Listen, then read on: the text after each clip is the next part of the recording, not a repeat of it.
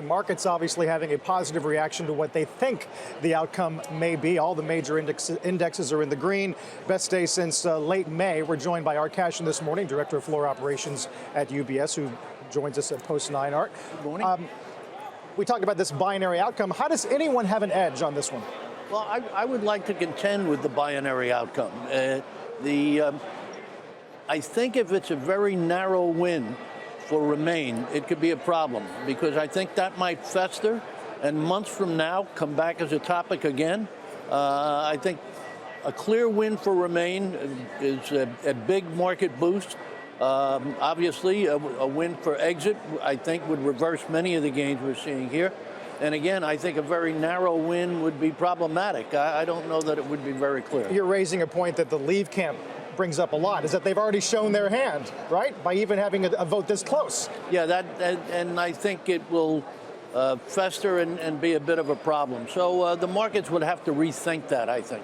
How are hedge funds so convinced of a Remain? Do you believe these reports they've hired their own teams in a country where exit polls are not allowed? I believe that they have probably hired their own exit pollers, and in fact, it would be one of the few things that makes the market move currently make a good deal of sense, because somebody's got to have an even stronger feel than simply the betting pools and a narrow shift in the polls. So now again, the voting's a little more than half over, and the conventional wisdom had been if it was going to be nasty weather, that would favor the exit side. Well, we certainly got nasty weather, and that's not what the market's telling us. Just to pick up the point that Carl makes about the hedge funds, if you're in the market, not only are you trying to second guess what the real vote is, if you're short and you see other people covering around you, there's that concern that they may know from this independent polling what you don't know. And therefore, during a day like today, it almost has a momentum of its own,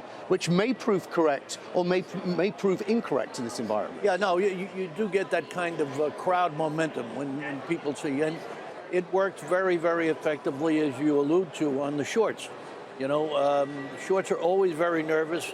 The amount of money you can lose in a short is infinite, and therefore people are very, very concerned. And of course, we've got this rather very large Russell re-weighting tomorrow, and that may be another part of the problem. A lot of people who ordinarily would have taken positions in front of tomorrow's recapitalization have avoided it because they didn't want to take on the added risk going with the British vote. Which they have to then do tomorrow. They have to take those positions Absolutely. tomorrow. So is there a skew into the potential upside or downside of a vote tomorrow, in tomorrow's trade? Yeah, I think obviously this is showing as, and particularly in Europe, a major bet for the Remain crowd.